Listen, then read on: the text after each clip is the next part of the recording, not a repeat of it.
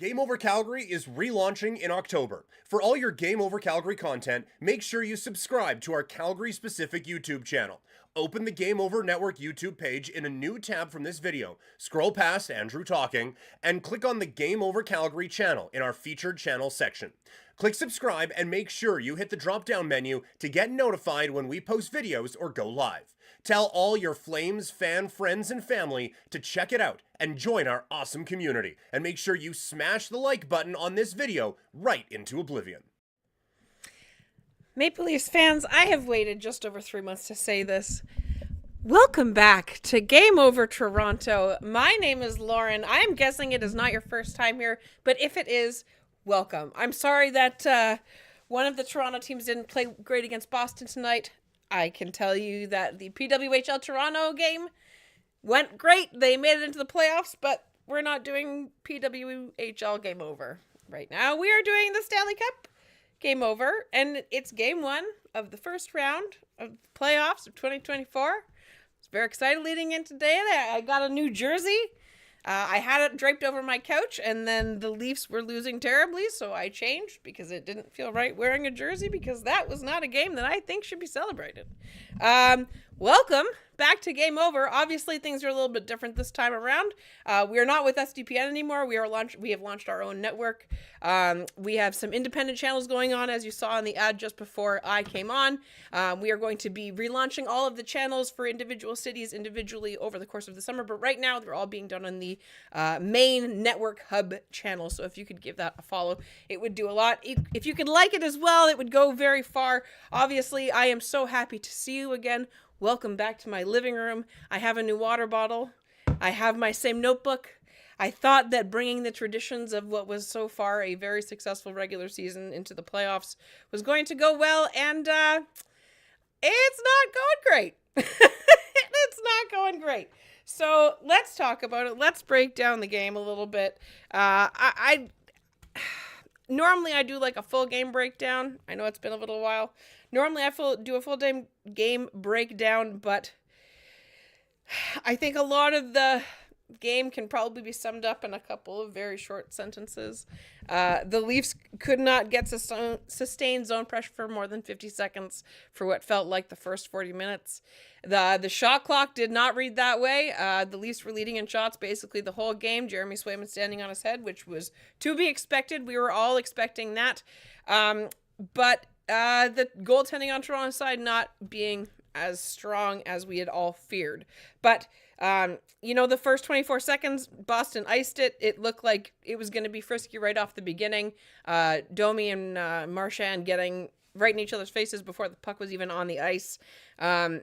And it was just, from the beginning, it really felt like the Leafs were on their heels from puck drop. It didn't feel like we showed up on time. I mean, it looked like they were playing like a regular season team for the first 40 minutes until David Camp finally scored one. And, it's funny. I was texting my cousin in our group chat and everything while the game was going on. And she said, it looks like they're just playing to keep that no shutout streak alive. And my response was, that's not what we should be focusing on at this time of the year.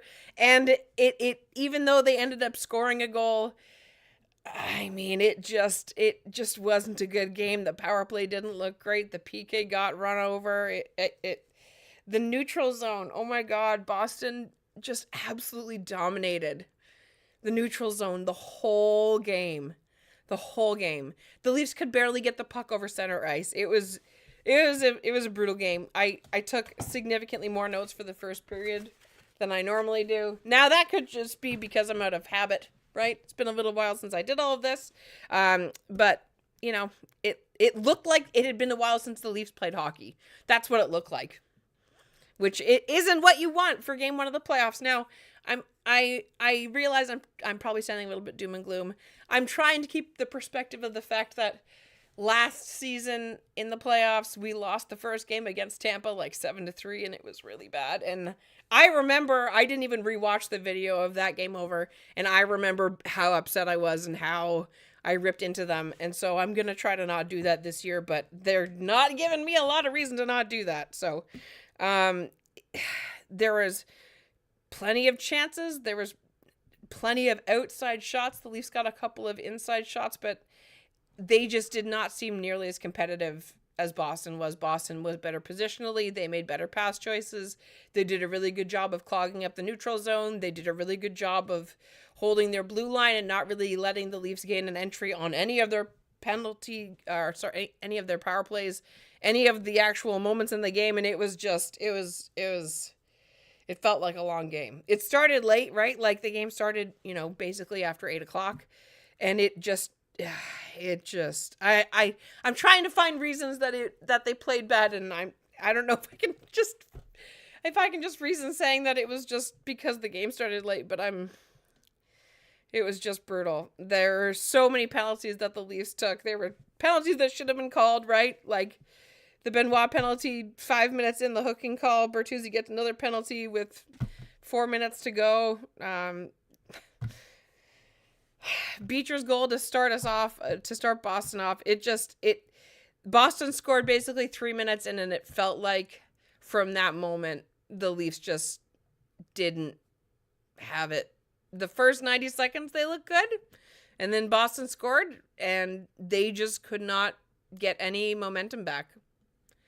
Thank you, Charlie, from Game Over Ottawa. If it makes you feel any better, the Jays are in an inning away from winning 6 of their last 7. That does make me feel a little bit better. Unfortunately, it's 15 games into the Blue Jays season, so maybe not as relevant or as important as what Game 1 should be of the playoffs, but again, I'm just trying to find some silver linings here, because it really felt like, even though we're not playing the Lightning, that we're in the middle of a terrible storm. The Leafs, just the whole first period was terrible. It was so bad. I have no good notes. The goal, there is a good note. I lied. The goalposts were the best Leaf in the first period. That was a note that I made, because it felt like the goalposts made as many good saves as Samsonov did in the first period. Even though they were only down 1-0, it felt like, if they had come out flying in the second period, maybe they could get it back. But like they did in the first period, Boston scored on their first shot of the second period. Basically 5 minutes into the period, Boston gets their first shot after, the Leafs started the second period on a 4-on-3. They had a couple of really good chances. The Bruins were able to clear it. The Leafs really felt like, on the whole power play, that they were really trying to force the puck to go through Matthews to get to the goal. It felt like everyone was just focusing on getting it to him. No one else felt like a shot threat at all in the second period, especially on that power play. The fact that I actually wrote down, it looks like everybody is just it looks like they're still trying to get him his 70th, even though it doesn't matter anymore because it's not the regular season. It really felt like they were trying to force it to go through Matthews, and all Boston had to do was get a little bit in the lane, and it totally buggered their plans. And it was really evident because, that Boston gets two goals on their power play, on 5 power plays on the night, and we had 4 power plays and we couldn't produce a single thing, even though we even had a 4-on-3. It was really bad. Matthew Nyes made a terrible mistake, a really bad pass, couldn't get it back, and then the Bruins scored, Brandon Carlo 5 minutes in, putting the Bruins up 2-0 and really taking all the steam that the Leafs had after that really good power play, even though they didn't score. Boston was dominating the neutral zone like crazy. The Leafs couldn't gain or hold the zone for the first 15 minutes of even the second period. It really felt like it was just, they were losing the whole game, and they played like they were losing the game, and they weren't playing like they should be, that they were one shot away, right?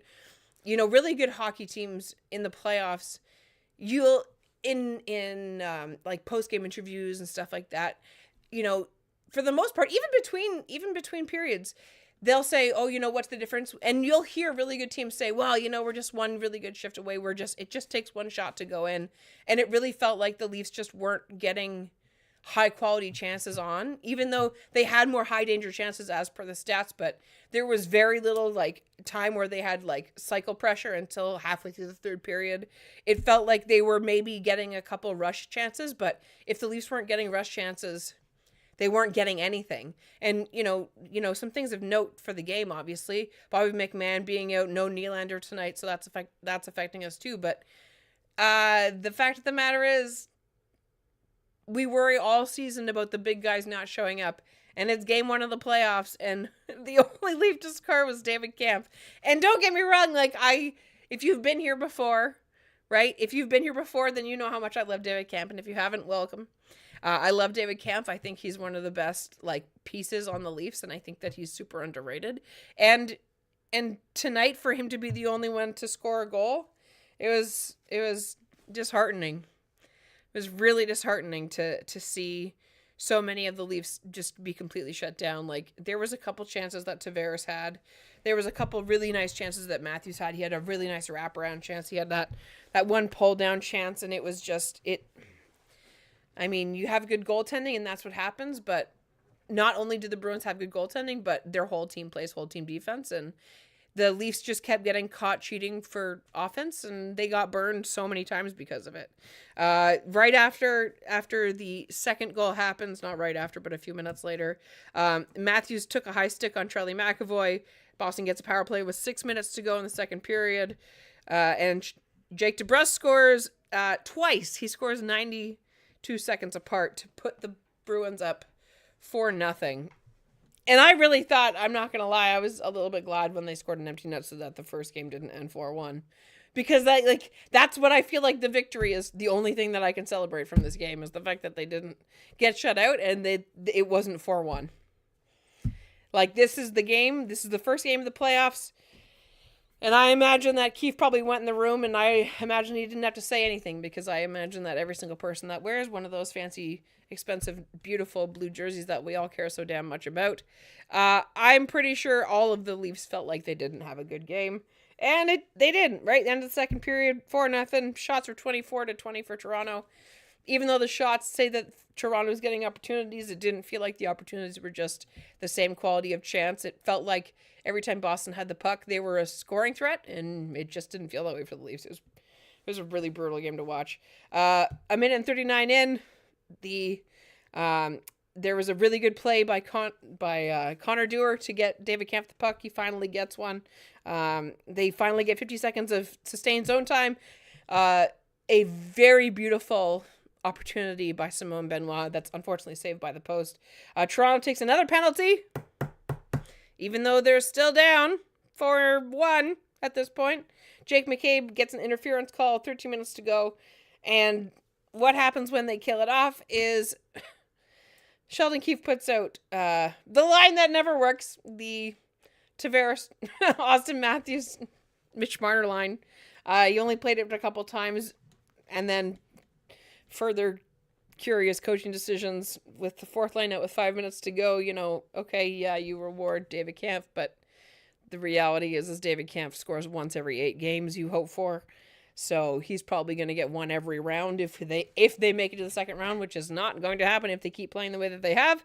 There's a delay game penalty. Brandon Carlo with 4:48 to go. Once again, the Leafs power play cannot get sustained zone pressure, can't get barely a shot off, and they don't get a goal, and Trent Frederick scores on the empty net with just over 2 minutes to go, and that's how the game ends.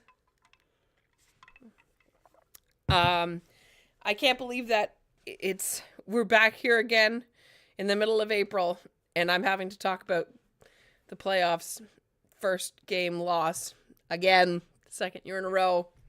Seems like a bad habit that they're getting, and it's really brutal to watch. And I just hope that, I'm sure if you're watching, you feel the same way, that you hope Monday's game is better, because oh my God, it doesn't feel like it's going to get any better, not with how they play. Let's go to some questions. But first, before we do that, I'm going to have a quick ad read from Andrew Berkshire about Game Over Edmonton. Game Over Edmonton is broadcasting from the Game Over Network channel for the playoffs, but come 2024 in October, we're relaunching with our own channel. So for all of your Edmonton Oilers news, analysis, and fun, make sure you open the Game Over Network channel from this video, scroll past my ugly mug, and head on down to the Game Over Edmonton channel from our featured channels area. Click subscribe, and make sure you ring that reminder bell to make sure that you get notified whenever we post something or go live. Tell all your Oilers fan friends and family to come join our amazing community. You won't regret it. And on this video, smash that like button right into oblivion. So, welcome back. Let's look a little bit in the chat now. Charlie is still here. Welcome, Charlie. Peter was here as well from Game Over Calgary. They're both going to be doing some of the other game overs for the other playoff games, and I hope that they're more competitive than the Leafs, because I would love for a Canadian team to actually not be completely shelled in the first round. That would be great. Charlie told me in the chat here, Leafs had 72% of high danger chances as per natural stat trick. And I'm sure that that's true. Thank you for providing that stat. It did not feel like that at all. Peter made a great comment actually earlier. It really felt like the Leafs would, build some momentum and get things going, and then the Bruins would get one good look and it would go in a couple backbreakers tonight. And it totally felt that way. It felt like every time Boston got the puck, I was holding my breath, and it felt like every time the Leafs got the puck, they couldn't get it to another teammate without it touching a Bruin first. I think it's a combination of defensive breakdowns and players trying to cheat for offense and desperation. Don't get me wrong. Like, I'm desperate, just like we all are in the playoffs here for some good goals to go, and it's not working. So let's talk a little bit about the matchups. The lines going into tonight, obviously Bertuzzi, Matthews, and Max Domi on the first line, which is great. Nyes, Tavares, and Marner on the second line, which is pretty good as well. Like I said earlier, William Nylander was out on this game. Robertson, Holmberg, and Yarncrook on the third line. Finally, Yarncrook coming back. It's a little bit unfortunate, eh? Like, he's been off for coming up on 6 weeks, and his first game back is like the first game out of the playoffs. It's gotta, normally you get like a conditioning stint, you maybe come back for one game, but for Yarncrook to be back in tonight, there was a couple of really good plays that he made defensively that saved more opportunities from happening for Boston, and he was able to interject a couple times, a couple of really good stick checks, a couple of really good poke checks, a couple of really good just redirects, and it was nice to see him back, and I'm sure that he's going to get better as the series goes on. But the fourth line, Connor Dewar, David Kampf, and Ryan Reeves. Reeves actually there seemed like a lot of double hits that were happening earlier in the game that were leading to offensive chances for the Bruins as well. There was more than once where two Leafs would go in for a hit on Boston, which conceptually is fine. If you want to double team your defense like that and trying to provide a little bit more of a threat on the physical side, then that's great. That's something that we've been missing, but it consistently led to opportunities for Boston, and Boston is going to make good on those opportunities because they're Boston. And even though, on paper, like, the lines for Boston, I was writing them down, which isn't something I normally do, but Danton Heinen, Pavel Zakin passed on the first line, Marchand, Coyle, and DeBrusk on the second, Lacko, Geeky, and Frederick on the third, and then Beecher, Boquist, and Maroon on the fourth line. Like, on paper, it shouldn't be as dominant physically. Like, it shouldn't be so one-sided on Boston. I mean, maybe that's just personal bias speaking, and I'll give it to Boston on the defensive side. Like, the parries of Grzelcyk, McAvoy, Lindholm, Carlo, Shattenkirk, and Peaky I would say they're better than what the Leafs' top six are. I'll hand that to Boston for sure. Same thing with the goaltending. Like, Ilya Samsonov has played well for the Leafs after coming back from his time off. It's gone the opposite way for Joseph Woll, though. Ever since he's been back from his injury, he has not been the same goalie. He's looking more like Samsonov before he took the time off, which is terrifying. And so, you have to think about the fact as well that Boston is going into the playoffs, and no matter how they distribute their goalies through this, like, they're laughing. They're not even concerned about that. And you have to wonder if they were trying to cheat for offense, thinking that they could outscore their problems. But if they're not playing as well on the defensive side, well, our goaltenders aren't the same caliber, and we don't have the same backup confidence as Boston does, and I think that's got to be weighing on them as well. And it's, unfortunately, that's the bed that the Leafs have made, right? They decided to, when Joseph Woll came back from injury, instead of, pacing him up to it and getting him a couple reps and then giving him maybe some time off and getting Martin Jones some games in between now and then, they've put themselves into this position where now if Samsonov doesn't play well, you put Joseph Woll in, because realistically, Martin Jones has played once in the past 6 weeks or twice, I guess, in the past 6 weeks. And the last game of the season where he played, it was terrible. Like, you're setting yourselves up for failure that way in the goaltending category. And when you have such large and important factors like goaltending and like defense that are so heavily swayed in the other team's favor, even if the Leafs were far and away the better team offensively, which they weren't tonight, you're still fighting like an uphill battle. And even though Boston, everybody's talking, they no longer have Krejci and Bergeron, and it hasn't stopped them in any way, shape, or form. They were contending for like the top of the division all the way up until the last 3 games in the season, and it was just it looked tonight like we were all dreading it would be. That's what it felt like. At least to me. Sammy was not great. Sammy was awful. There's all kinds of comments of that in the chat. Please make sure you talk in the chat. I would love to hear from all of you if you're here. Neutral zone was dominated by Boston. Domi was doing too much. I thought Reeves was good other than the first goal. Yeah, he definitely was playing a little more physical as the game went on. He at one point he was on the ice. I think Matthews came out and had a shift with his line, and he was out there with Domi and Reeves, and I was like, what's happening right here? But he actually made a really nice play, and it led to a scoring chance for Matthews. He wasn't able to bury it, but Matthews had at least half a dozen really good chances tonight, some really good looks, and maybe on a night other than tonight, those looks go in, right? Don't get me wrong, in the first period, the best player on the Leafs was the posts, and it was the same for Boston in some of that in that game as well. So I think for next game, what needs to happen, the Leafs need to be better about making shots come from other places than just off Matthews' stick. Don't get me wrong, he is far and away our best player. He's our highest paid player. And so there's some expectation that some of our plays and some of the high offensive plays are going to be going through him. But if we're explicitly, or if the team is explicitly having only him making shots and no other threats coming from somewhere, then they're not going to be able to provide any offense, because all you need to do is stick check Matthews and no one's going to score. And that's what happened tonight.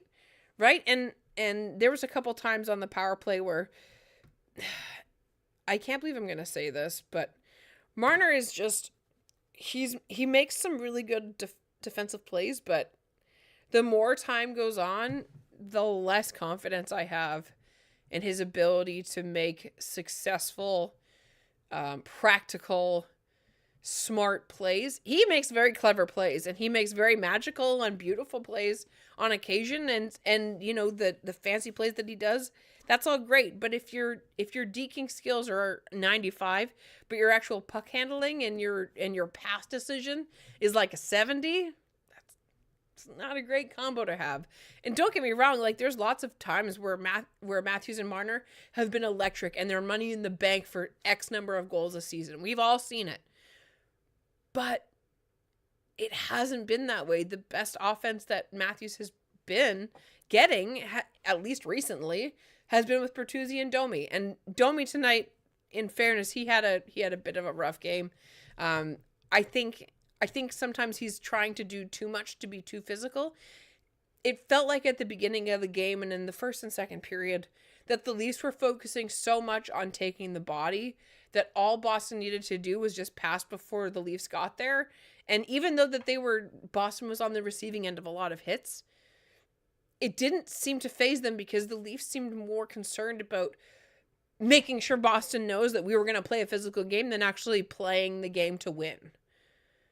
Right? Like, do you feel that way too? Like, tell me if I'm seeing something that you aren't or something. Like, I don't know, maybe something's wrong with my TV and I'm just not seeing it. Or maybe I'm just not seeing it as a fan because sometimes you think of a circumstance and you're going to frame it in this way and that's the way that it is. But it really seems like the Leafs are trying to force everything to go through Matthews. And don't get me wrong, I'm glad David Kampf got a goal tonight, but it didn't feel like anyone else was even a little bit of an offensive threat. On the power play, at no point did anybody other than Matthews really take any shots. There's all these Marner's taking the puck and he's skating around and they're making all these plays really close to the blue line to try and get possession. But it's all just plays on the other side of the ice trying to get them distracted so that they can inevitably pass it over to Matthews. But the whole Boston defense was expecting it.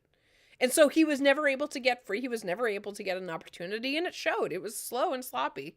It was really difficult to see all of the problems that have been at the forefront of the Leafs' playoff failures in years past continuing to be problematic, despite the fact that they've spoken as a team, allegedly, about the fact that they want to improve on those things.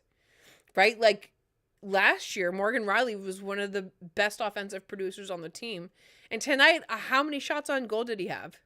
I'm not going to look it up because I'm live here and I don't have him. If I had a guess, I would be like, okay, you're going to talk and I'm going to look up the stat quickly. So if someone could look that up for me, that would be great. But it didn't feel like there was a single shot from the blue line other than Simon Benoit right near the faceoff dot where he drove play and just was like, fine, I'll do it myself. And now, actually, that would have gone in had it not hit the post. It was a beautiful shot, and Swayman didn't actually get a piece of it. The post was the savior on that one. But Simon Benoit is not somebody that we should be expecting those kinds of shots from, right? Like, Joel Edmondson, don't get me wrong, isn't necessarily meant for a slap shot or anything like that, but it doesn't feel like there's any threat from the blue line at all. And last year against the Lightning, that was one of the ways that they were able to get a lot of goals past Vasilevsky. You get somebody in their eyes and you put on a shot from distance. It doesn't even have to be a defenseman. Like, there are so many opportunities on the power play when Mitch Marner and Morgan Rielly are playing back and forth at the blue line. And Mitch Marner, even though he has a bit of a muffin shot, if you have the back and forth, go back and forth 3 or 4 times, at some point, put your stick up in the air and just give her. Because realistically, because the Boston Bruins wouldn't be expecting that, because the Leafs don't do it, there's a pretty good chance that they're going to be able to really get a really good scoring chance off that. But it just doesn't happen. So what ends up happening? We sit on our couch and we end up yelling, shoot the damn thing, and hope somebody gets a rebound. Because, don't get me wrong, Jeremy Swayman is a very good goalie, but every goalie gives up rebounds. And there was a couple really good juicy ones tonight, and the Leafs didn't seem like they were in a really good body position to receive those rebounds. Now, granted, Boston in the blue paint and right in front of their goaltender is not a fun place to be, and I personally wouldn't want to, spend my April there. But that's the job, man. And if you want to win the Stanley Cup, if you want to make it to the second round, you have to play different than the way that the other team's expecting you to.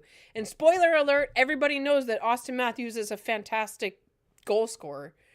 So if you're trying to make all of your plays go through him, it's not going to work. You have to have more weapons than that. And it didn't feel like anybody was a weapon than that other than Matthews tonight. Rielly had 1 on goal. Okay, thank you, Luke. I appreciate you looking that up for me.